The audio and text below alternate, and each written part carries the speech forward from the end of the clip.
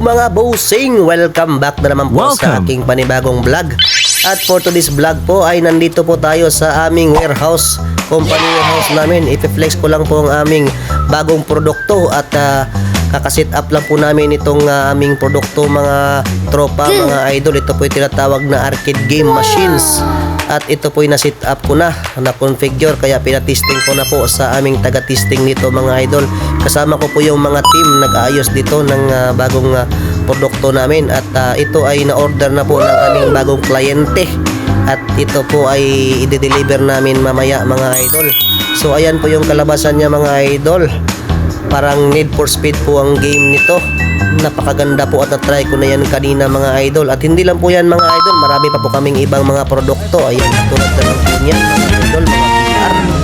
At galing po yung China mga idol. Pero I believe na medyo matibay din tong mga game arcade na to mga tropa. So maya maya ay testing po natin yan.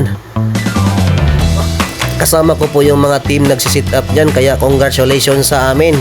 Kahit 7 oras kaming nag-sit up ay maayos naman po ang pagka-sit up at successful naman po. Ito din po yung huli naming sit up mga tropa idol. Ito po ay parang yung sports, yung suntukan dito. Pwede dito mga idol, game na suntukan. Pero joke lang yan mga idol, meron din tayong mga airplane dyan mga idol ha. Ayan, at sinit up na po ng aming tropa.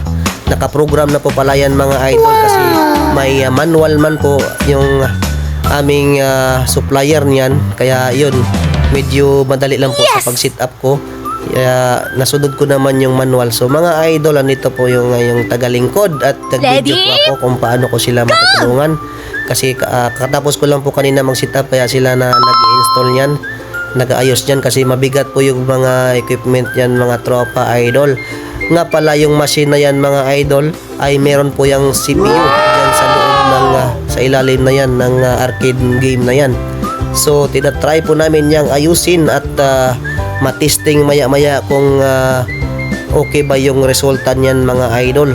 Samantala mga idol ay tinutulungan ako ng aking mga kasama, kasi hindi po bihira din mag-ayos niyan, kaya kailangan ko talaga ng tulong nila mga idol. Ayan po mga idol, at binilisan na lang po namin yung pag-sit up ulit nito, pagkabit ng mga screws, mga cable, ang connector nito mga idol, para makadali ng aming pag-ayos nito. At kailangan ko din matesting to mga idol. Ayan po mga idol, ganyan lang po, ilagay nyo po yung parang helmet dyan sa ulo nyo. Yan po yung parang 3D siya mga idol. Kung makita mo sa mata mo yan, ay parang nasa harap mo lang yung niyan, yung visual lang game na yan mga idol. So mga idol, na-testing ko na po.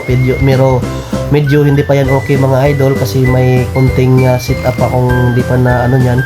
Sa first game pa lang po yan mga idol. Pero okay na yan mga idol. Hindi ko lang na-videohan po pala ng successful configuration yan, lalo na sa pag-sit up ng start mode ng game. So mga idol, ay na-testing ko na yan. Yan po ang game niyan. Pero sa loob niyan mga idol, para ka lang nagbaril-barilan dyan mga idol, kasi para yung counter strike sa loob niyan ng mata, yung sinuot ko helmet. Tinanggal ko na idol kasi medyo masakit sa mata po yung pagsuot niyan.